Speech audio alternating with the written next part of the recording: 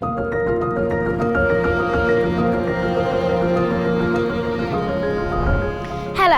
I'm Aneeshwar. I'm a 10-year-old conservationist and I am fascinated by space. Space represents the ultimate frontier for exploration and discovery.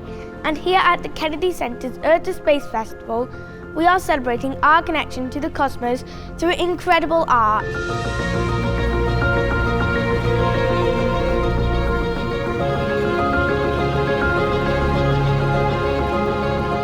This is the third in a series of festivals that we have planned over a 10-year period.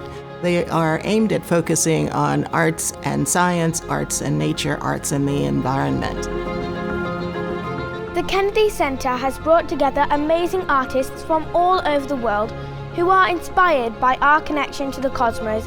Let's meet them and discover how they are helping us to see the universe in new ways.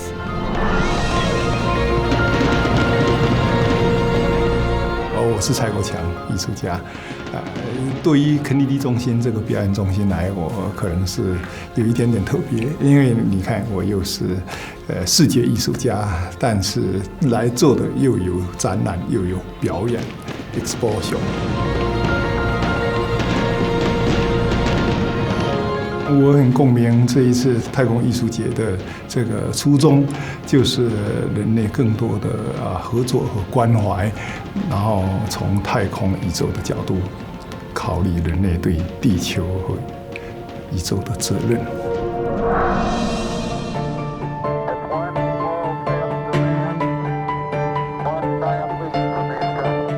This particular sculpture is in the step forward pose.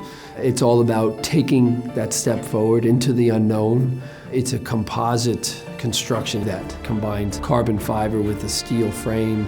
We use a very fragile painting technique, or I can make anything look like metal with this chroming technique. Right on the chest it says, "The future has not yet been written."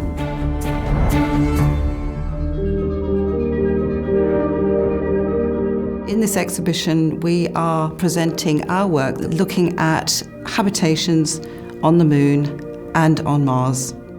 The most exciting architecture comes when you have extreme constraints. You cannot innovate without constraints, and space architecture is fully constrained.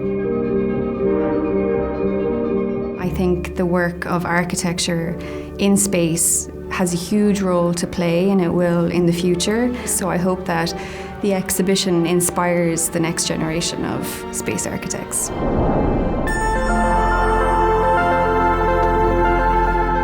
When you come in to wave from space to ocean, you'll see these beautiful luminescent projections representing a different level of data that you see from the PACE mission. PACE stands for Phytoplankton Aerosol Carbon Ocean Ecosystem. It's one of the latest Earth-observing satellites. And you can interact with it by gesturing, moving your arms, walking around, and then you hear the scientists speak about their data and what its meaning is. We choose to go to the moon in this decade and do the other things, not because they are easy, but because they are hard. It is no surprise that the Kennedy Center would undertake a festival that was focused on space. Kennedy was also so interested in the arts, so to combine space and the arts, I think, is just perfect for this institution. From the depths of our oceans to the vastness of space, art helps us to see connections that we might have otherwise missed. These amazing exhibits show us how science and creativity work together to help us explore new frontiers. I'm Karen Nyberg. I'm a retired astronaut who, through a 20-year career, spent 2 missions in space for a total of 180 days. And at the exhibit here today, we have a couple portraits I made honoring the first female Russian cosmonaut and the first American female astronaut to go to space. And then we also have the Next Giant Leap Lunar Quilt Block Challenge, which has quilt blocks from students and quilters around the nation. I think it's important for young girls and young boys to see the history of what people have done and be able to open their dreams up to whatever they want to do. My name is Anurita Chandola, and I design textiles and clothing that humans one day would wear on Mars. So I've got a parachute dress made out of the exact same fabric that landed the Perseverance rover that's on Mars. And then I've got a spacesuit that's Astro Narita spacesuit and 2 tiny spacesuits that I made for a previous project. My work is not just for Mars, it's also about teaching people how we live here.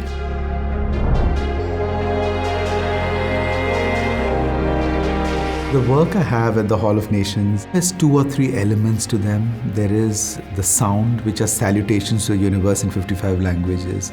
There are the 116 images that left planet Earth in 1977 atop the Voyager 1 and 2 space mission, uploaded as sound files to be decoded by a sentient alien in the future.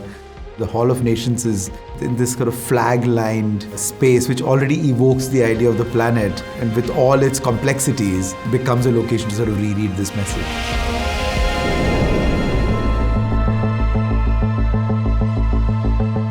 So what I created is an interactive experience where you go in front of a depth cam and then you are transformed into micrometeorites, and then you are projected onto the big wall outside at the reach. So basically you will be able to move your body as the stardust from which you are formed.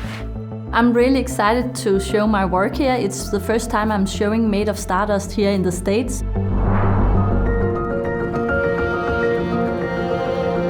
Space has the power to inspire such incredible art. It helps us to understand our place in the universe and imagine new possibilities for the future. By looking up at the stars, we can also gain a better appreciation for our beautiful planet, Earth, and why we need to protect it. There's so much to see, so much to learn, and there's just joy. I hope that children as well as adults will be exposed to some things that they did not know. We all have a connection to the cosmos, and I hope you become inspired by the wonders of space and all that it can teach us about our own amazing planet.